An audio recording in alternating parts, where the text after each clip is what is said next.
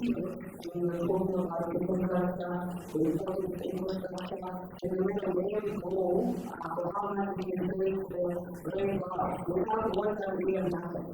So constant for policy and are powerful, but delivery is very something happening.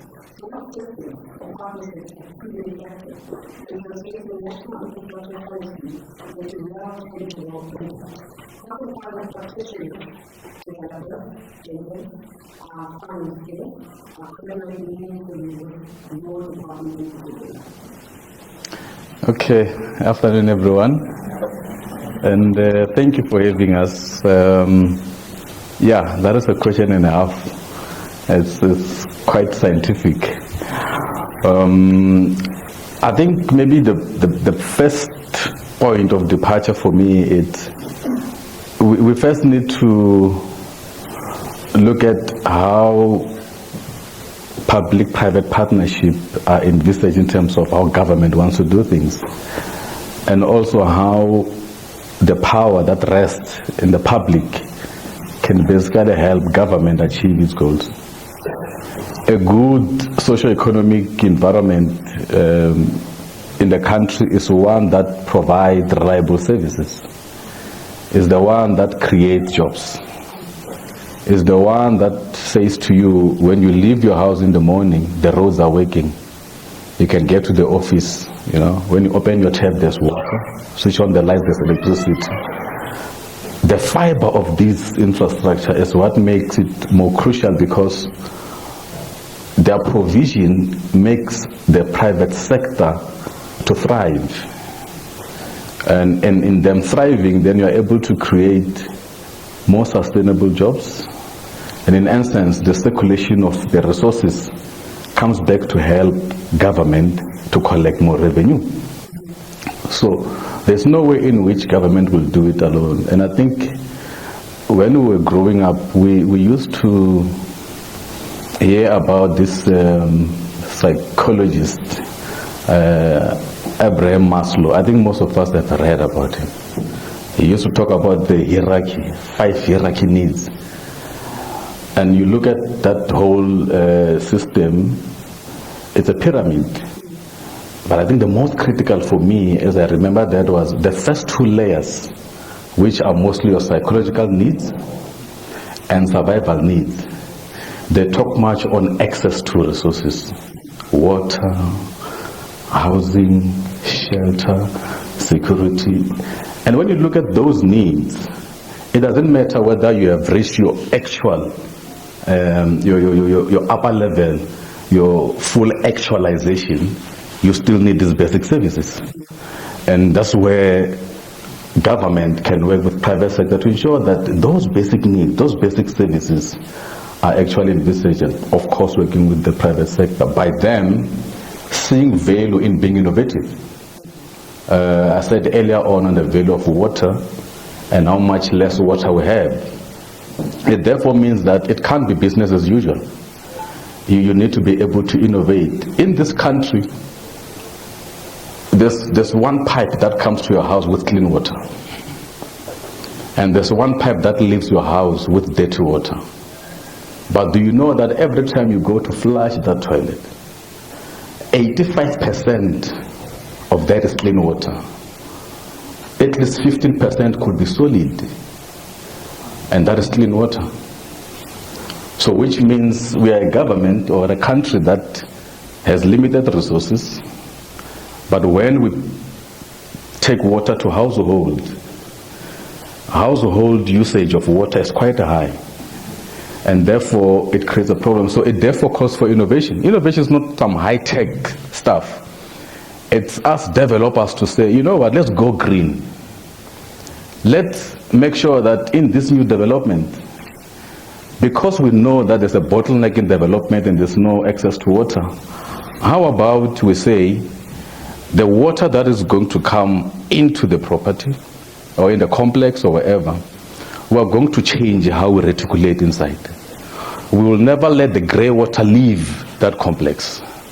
At least a small percentage of it could go out, but the bulk of it we want to recycle, put back to our gardening, By doing that, you are so innovative that your sewer charges that you're going to pay to the municipality is less, because you are putting less load back into the system. But over and above that, you don't have to pay much more on water, because you are recycling the same water. You garden your gardening is clean water. Everything is clean water. So innovation, working with private property, talks about that in the water sector, and that's how you can basically help government to achieve its objectives.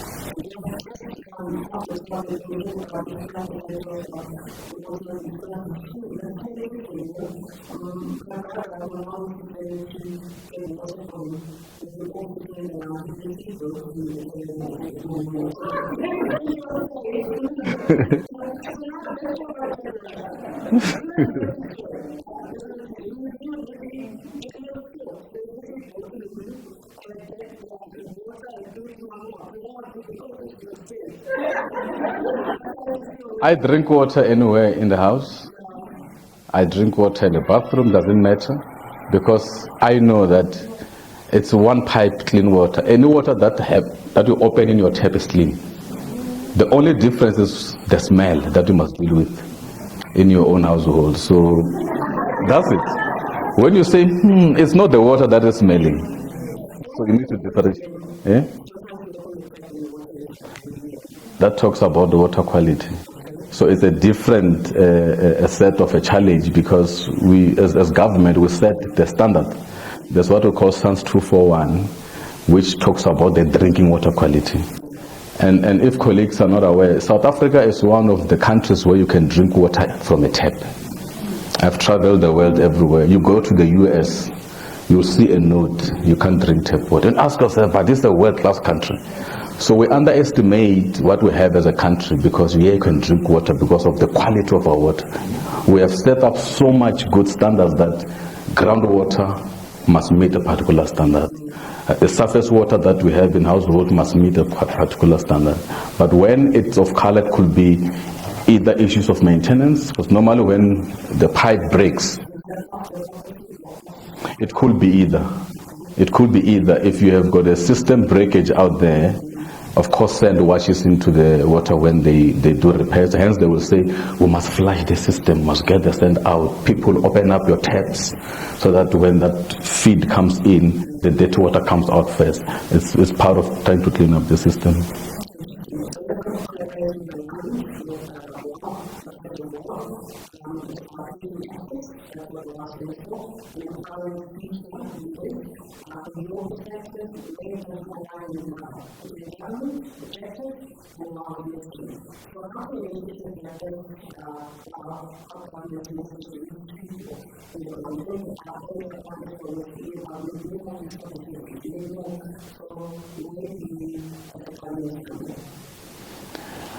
I think from the government's point of view, first of all, we need to appreciate the workshop of wealth. I think there's no better word than knowledge. And I was sitting and I was saying to Pumla, we have got great minds here, brilliant minds. And if these thoughts and thinking can be infused and have set up properly to challenge government, this country will never be the same again. I'm saying this because with this kind of programs, like wow, what it does, it's showing us as government that it is not business as usual.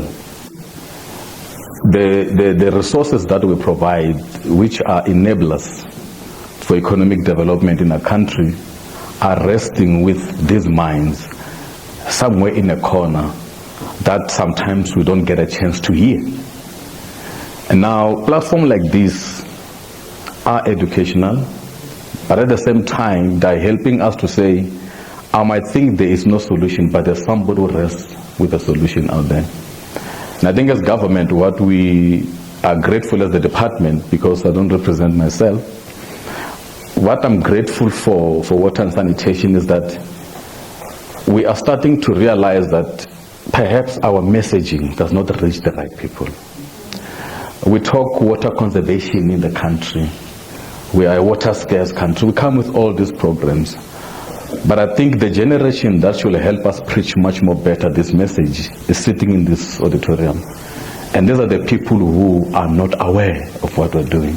So the silo mentality for us is a challenge. And I think this is breaking stereotypes, to break those walls and say, I think we can be able to reach government.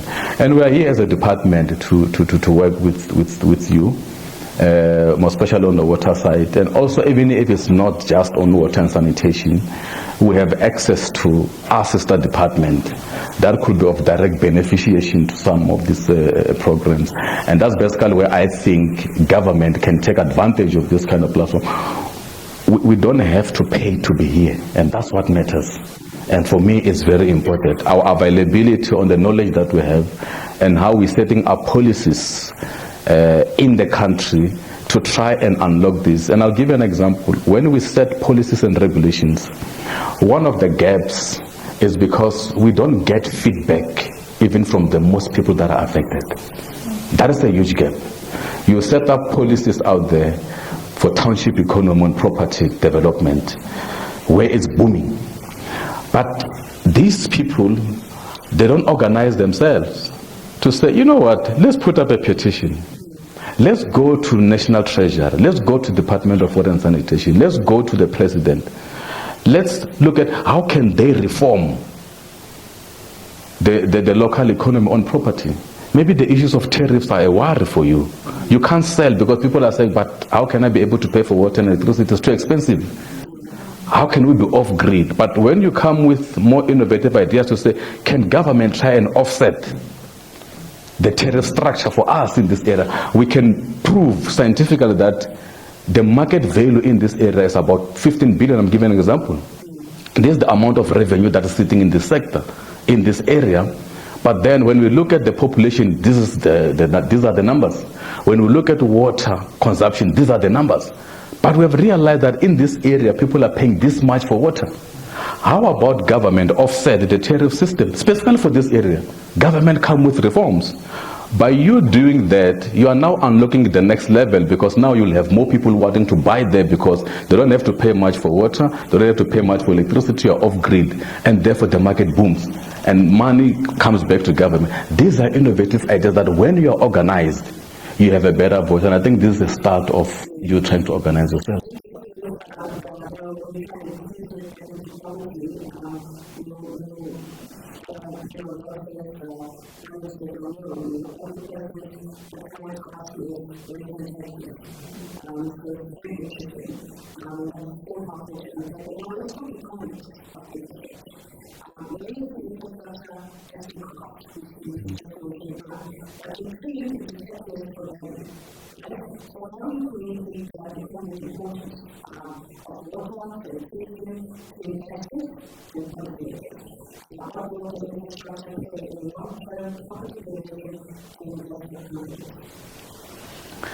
There's a lady here, and that's a nice question, because I think we already have a typical example of what a dysfunctional infrastructure does to property values.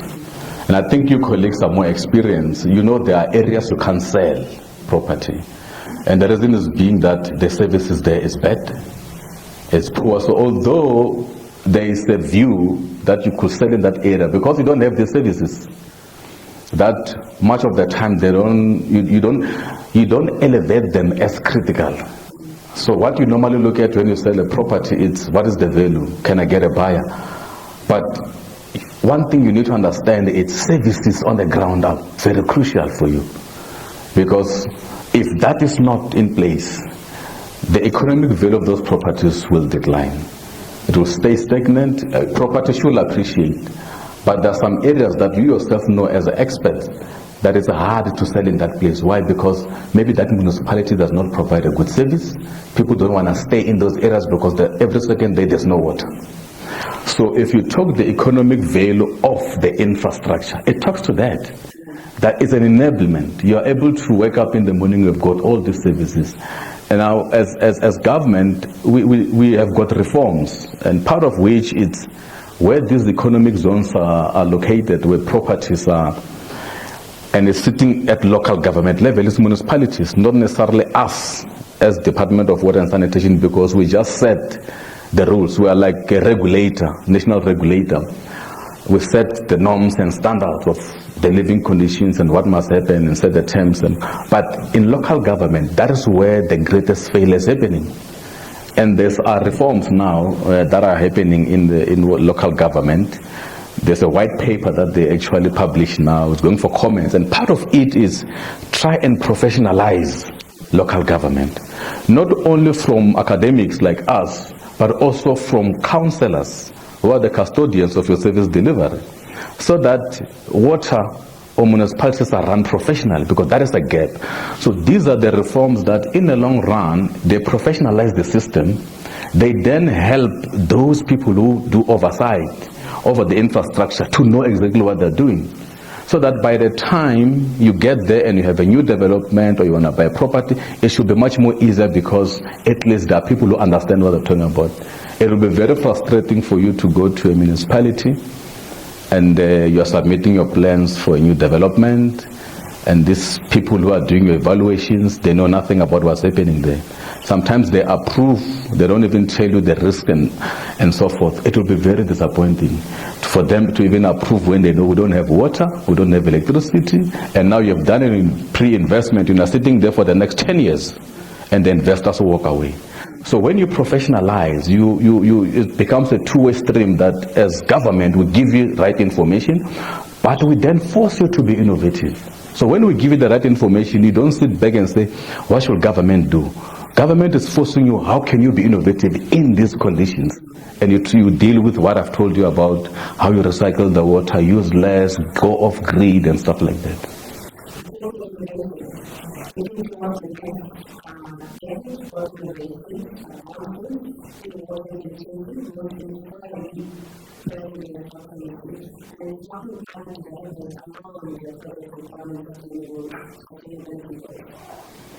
Yeah, you see, that's the right question.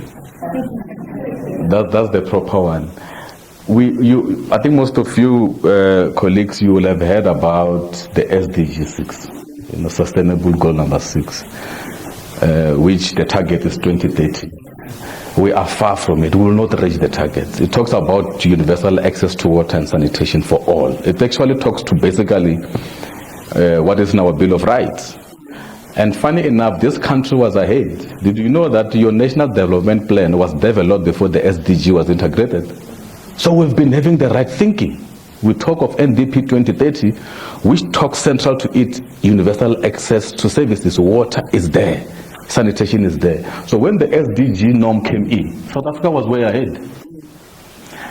But the challenge is, although we have been having the thinking, we have not done much to deal with the redress. The people who have never had access. I mean, this country was designed originally not for us all to have equal access to services, but through the shift of policy direction and reforms, that is where things started to shift. Now, it therefore means that when you have a system where we can't meet the targets in terms of our infrastructure target, it forces us to be innovative. And innovative, colleagues, is not some high-tech thinking that you must sit in a lab and... Innovative is also your behavior. That's the first way of innovation. How do I become innovative on how I use water? How do I become innovative on how... That is innovation. And it's not something that costs a lot. It's basically how you change your living conditions and how you remodel and design how you conduct yourself on property development, on access and information. That's how you become innovative. Doing that is not only helping you to be relevant, because we're talking climate change here. Some of the things that are valuable now, even in the property sector, 10, 15 years to come, they will be relevant. And I think most of you are experienced how you are doing things now is different to how you do things 15 years ago. Now imagine if you still want to live in the same conditions, behave the same way, in the space, in the industry for the next 20 years. You won't sell anything.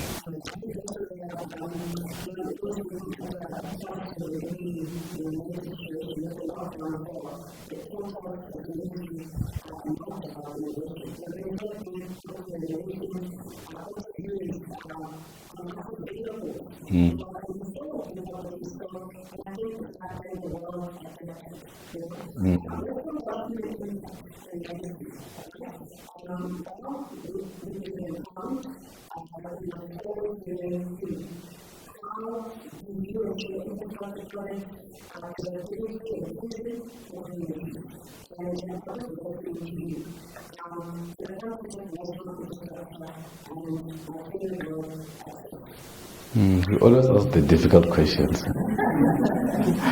I think for me, it's this current generation. What are we going to leave behind? It starts there. Whatever the thinking and the innovative ideas, it doesn't matter which industry. We're talking access, we're talking property. What are we going to leave behind? Because whatever we are investing and doing now, in whichever sector, determines what we're going to leave behind. I've heard some of the colleagues speaking here, specifically on legacy, to say the worry should be, what have I left behind? How many people did I impact? So legacy does not necessarily talk positivity. Legacy can be negative. Because legacy is about what you are leaving behind. It talks about your impact when you had the time. So I'm flipping the coin to say, my worry is not much on the positive. The ideas we have here can assure us and guarantee us that we're going to leave something good. But the flip side of the coin is, when we leave the good there, are we leaving it at the right infrastructure condition? And that's where, for me, legacy is all about. That this thing that we're leaving behind will be sustainable. What will be the use of investing billions in an area that in the next 20, 30 years, nobody will be staying there. There will be no services. So therefore, legacy is not necessarily about the positivity you're leaving behind, but it's also on the flip side of it. What have you actually destroyed and you left behind? So it's also your legacy.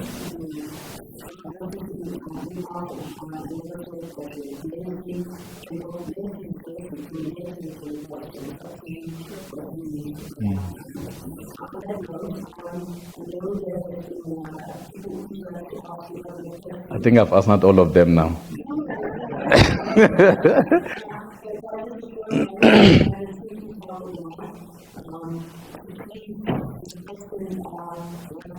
Don't ask difficult questions, okay?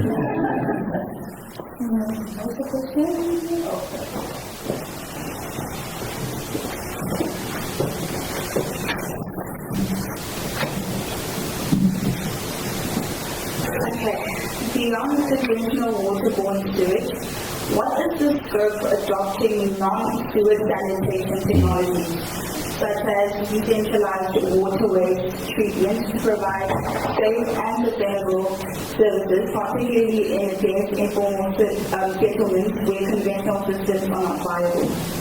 Yeah, you wrote it down. That's quite exciting. Yeah. So, as government, or the Department of Water and Sanitation where I work, we work with Water Research Commission. So the Water Research Commission is our institution that is owned by the department. They are the ones who do research and innovation. Now your question is twofold. What we have done as government, as the department, is that, specifically on informal settlement, in the past people used to be given what we call buckets, and they're still everywhere and about. But you don't just come and say, remove all the buckets. In this country that is full of consultation and whatever, what we've done is to change our norms and standards.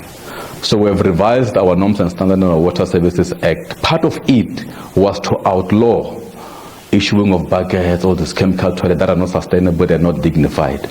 But in doing that, we say, while we outlaw this, we are then opening a space for innovation and technology. Decentralized sanitation, like you've said, non-sewer sanitation, pour, flush, all those innovative ideas are now in the market. But what has been a challenge is that although those innovative ideas are there, you heard me earlier on, Ms. Lelo, talking about the triple P. you have got concessions, you have got triple P models and intermediaries and SPVs out there. Government was always unable to open a space for innovative ideas like that to come into play for informal settlement or wherever. But now there have been a revision in most of our regulations for triple P, for SPV, for concessions, intermediaries, so that these new technologies, when they go through a screening process, you are now able to say, can I now be able to fund government, co-fund government? I bring a technology, I bring the funding, can I have an off-take from government? The enabling environment has now been created, and government, we're actually receiving a lot of innovation. It will be funny because the Pumla will know that the Bill Gates Foundation, and this is what bugs me the most, I'm sorry to use the word, that while we assess at the end users of this product, we have not been thinking about what is worth for us. And you've got the Bill Gates Foundation, Melinda and Gail Foundation, with SASTEP working with our Water Research Committee. They come and invest and come up with innovative ideas, and they're trying to put some of these innovative ideas in our industries. And when you look at it, but we've been not interested. We're the ones who sit in informal settlement. They come, collect data from us, go do research, innovate, and they come back and put it in the system. And these are people who are outside of the country. So I'm saying the space is right, Ms. Lelo. The issue is, how do we organize ourselves? And information. Read, and read, and read. I think it's there. So my question is, going back to your research, I mean, how is the department learning and knowing what the problems are? Because I see in the country there's a lot of car washes, and I'm asking myself, you think like Johannesburg, we consume a lot of water. How do you regulate such an industry that really needs a lot of water?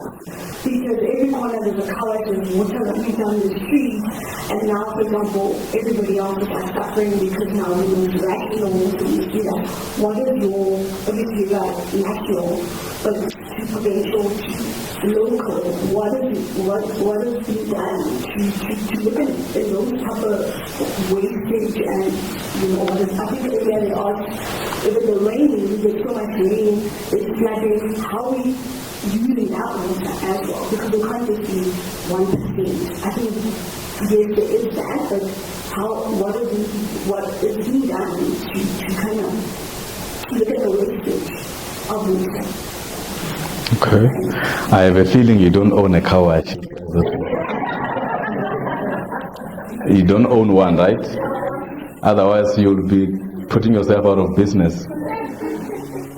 I think one thing that has been, I wouldn't say you yet. Yeah. Let me give you a picture. This country has been set up differently. You know, there are powers and functions, and you have got the three spheres of government. So as national government, we set the regulations. We are responsible for the National Water Act, National Water Resources, and ensure that through Water Services Act, people have access to water. But then some powers in there, they get relegated to the provincial level, but mostly local government. But in the current framework, your provincial government is like a bystander. They hardly play a role in issues of water provision. It's local government, municipalities.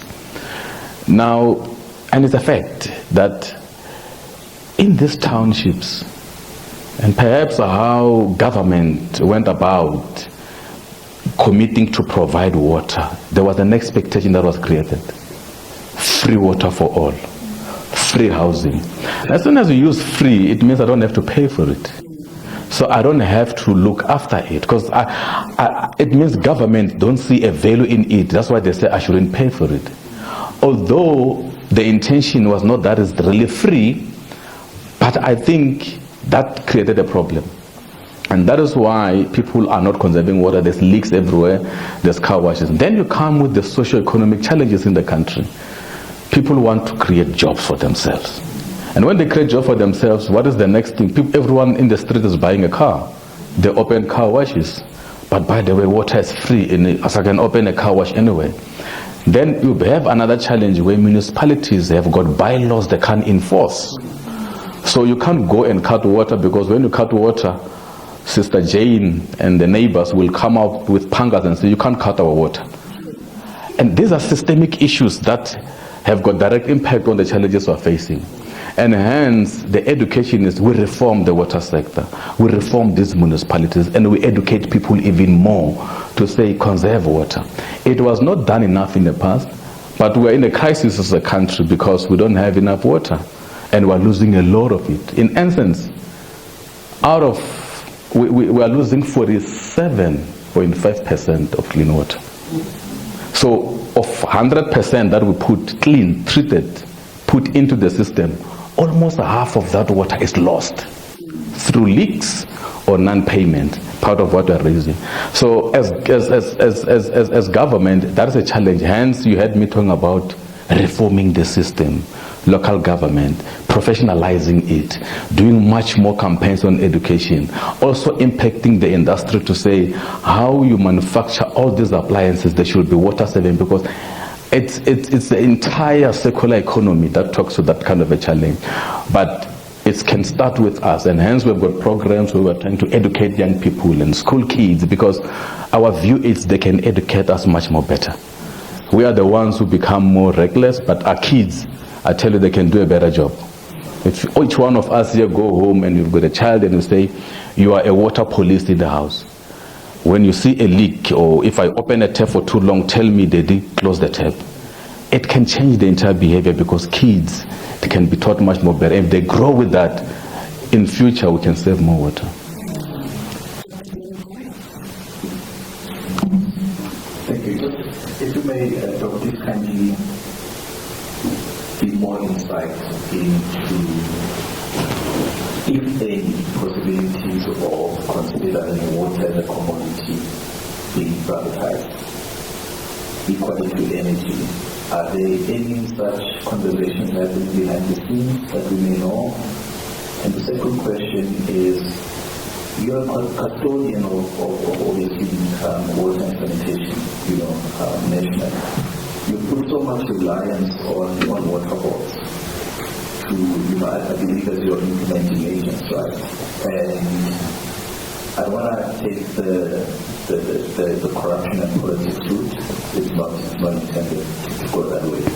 But that on its own is like, part your major mandate, I would like to believe, is then handed over to a third party, which then subjects it to other processes, and that I would like to believe that affects your KPIs and your mandate, as I would like to call it, your national key.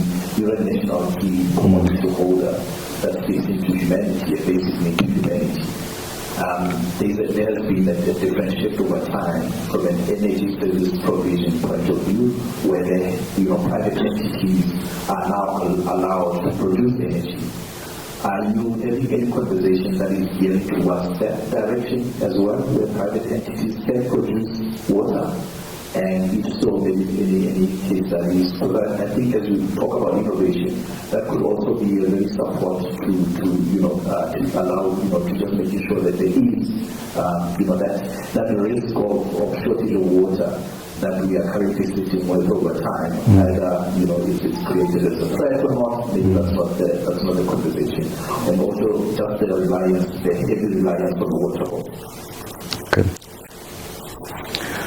If I didn't know, I would say you literally read our National Water Resource Strategy, because it talks to those key issues. I think it's two parts in what you've asked. The privatization part. So government is careful on how you treat a basic resource. More especially in a country where there are huge social gaps in classes. The chance and the risk thereof is, if you privatize that natural resource, you need to go back and amend your constitution. When above that, you need to go back and amend your National Water Act and Water Services Act, which with this current government setup, it will be quite difficult, because that's not exactly where the problem is. The problem is that government has been, they've put themselves as the only sole provider of water through local government. So in privatizing, although it looks like we're privatizing, what we are doing as the department now is we are bringing reforms. And these reforms talk to say, how can the private sector play a role, right? Still protect the natural resources for access to everyone as government, because we have got a mandate and a duty. But allow private sector to come in. And how do they come in? We've done our revisions of our norms and standards of our Water Services Act, part of which is there should be a differentiation between a water service authority and a water service provider. So we're bringing licensing. In other words, we're opening a space for a private company to come and enlist and get a license to say, I can be a water service provider, but you don't own the resource. You can provide. What is a challenge now in local government? It's not the authority, it's not the lack of power that the municipality doesn't have the water service authority power. It's the lack of provision. They don't have the capacity to provide. You don't replenish or upgrade your infrastructure, you don't do operation and maintenance. So this licensing says, if you fail as a water service authority to discharge your function of being a water service provider, you're going to lose the license. And we're going to bring a private sector person who has the capacity to do the job on your behalf. We force you to appoint them. So when this private person is appointed to provide, to be a water service provider, what that means is this person has access to the revenue collection, number one. Secondly, they've got access to issues of operation and maintenance. Also, the incentive-based grants that we give municipalities to try and provide new infrastructure, this private sector person has an access to that. But if you look at it, we do not privatize the water. We privatized, we brought in the private sector on the provision part of it, so that the natural resource remains government's function to regulate. Otherwise, if you hand it over to the private sector, it becomes a challenge. There are innovative ideas now. If you check this whole of atmospheric water harvesting that is out there, there's also grey water reuse. As part of innovation, reverse osmosis in your designs, like this pipe must go that way and come back, grey water, clean water. All those innovative ideas is how the private sector is playing in. The last part is what you said on issues of the water board. I want to pitch a picture, Ms. Lelo, and say, with the state of local government now, that is failing to discharge the function of being a water service provider. Take away the water boards. Say, for instance, we had no water boards, and these municipalities were the ones, okay, with the issues of corruption that we don't want to talk about. Imagine they were the only custodians to take bulk water, clean it, put it back in the system. This country will have collapsed. So the setup of water boards strategically as bulk water providers is that take the raw water, okay, create a space between them and local government, because it was seen that local government's capacity was always a challenge. So the department set up these water boards so that they become bulk water providers, take raw water from Lesotho Highlands Water Project or anyway, treat and clean it, now take the water into the municipalities. Municipalities then distribute. So if you had removed them back then, I think we'll be in a more crisis than we are now at the moment, because local government is actually collapsing. So we are using them as stroke implementing agents, as you have said, because there's that gap. So at least there's a buffer of some sort that while local government is in a state of reforms and have collapsed a bit, you at least have another bulk water service provider that can step in and support. The challenge is they've never been designed to do that, and they don't have the overall capacity to do it. They were never designed. They never thought that 30 years down the line, City of Joburg will collapse and Rand Water will now have to battle to come in and get its revenue. It was never thought like that, because local government was designed to be that oil that machine that is able to discharge its function. So these reforms talk to all that. That's why municipalities can use water boards. They can use other enabling municipalities to discharge the function. It's all in trying to reform the sector, but without upsetting it. There's a lot of power struggle in the three spheres of government. And I think we take each other to court a lot in this country because you are overreaching. You can't do this, you can't do that.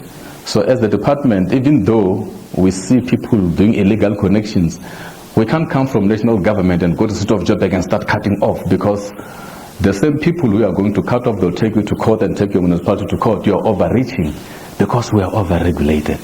And these are the challenges that we have in the sector, but that's basically what I can provide for you now. But we can talk some more.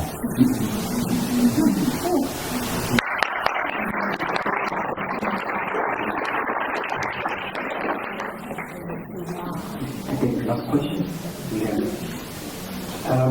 Michael, I can't see you. Where are you? I was sitting next to you. Oh.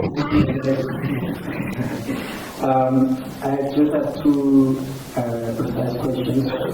So the first one is, you mentioned, the cut-offs, I assume especially in the low-income areas because of non-payment. What is the department doing with regards to youth exposure? And like today, you guys are seeing here. What other, do you have training programs? Do you have plans for the future that perhaps you guys will consider in a couple of years, months, whatever the case may be? So that's the first question I have there. And then the second question is, I think we all sort of spoke about our ups and downs. I think we're all quite vulnerable. I pose this question to you: in your journey, in your career, what's been your down moment, and what inspires you to keep going? Okay, I don't know which one to start with, but let me start with the first one. There are good programs that we do as the department to educate, and we have got training programs. Some deals with the young people. We've got the young engineers program in water. We also go to high schools to try and do that educational campaign. We also have training models that talk to municipalities and how to manage the water infrastructure in the concept of water conservation and demand management. So we have got those programs. But the challenge in municipalities is that people don't stay long in their jobs. So you have a new council, you've got a new mayor, he brings a new municipal manager.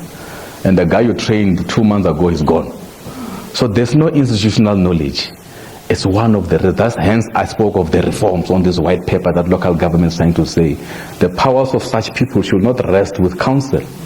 Because every time and then the new mayor comes in, he removes everyone and brings his buddies. It talks to the issues of corruption. So when you professionalize the sector, you take the powers away from the politicians and you make sure that the institutions run properly. So those are some of the reforms. There's Operation Vulindlela with the presidency to try and remove some of these bottlenecks that are a problem in the sector. The last part, which is personal, I don't know how to put it, but so maybe my upbringing was already a down moment. It's not like you woke up and you had something and then you went down. You were down from the start. And I think most of us share the same sentiment, that by the time you started seeing things around you, it's like your neighbors were better than you. So you already had a down moment all your life. And the only way it's like you can only go to school. I had a passion to be a medical doctor. It couldn't happen. I don't regret it. And then I then followed the path of being a civil engineer.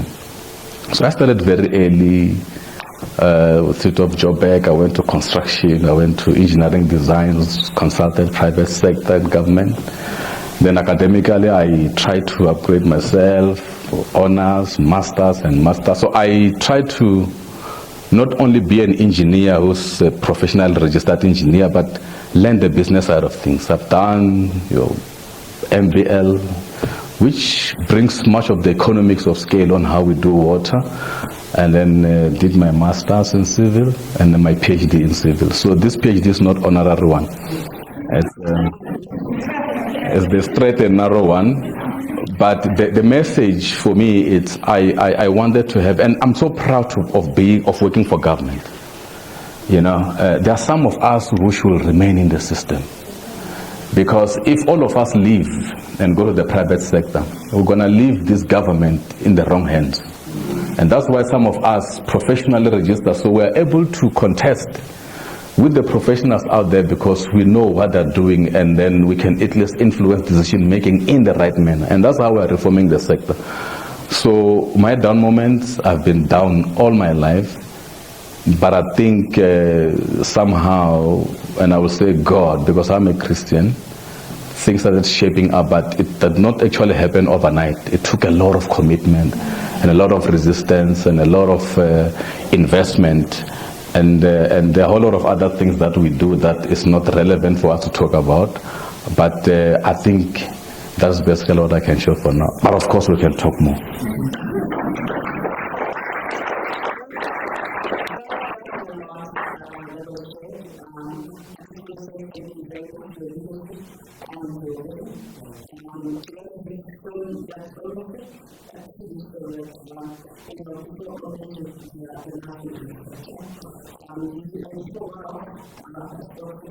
Yes.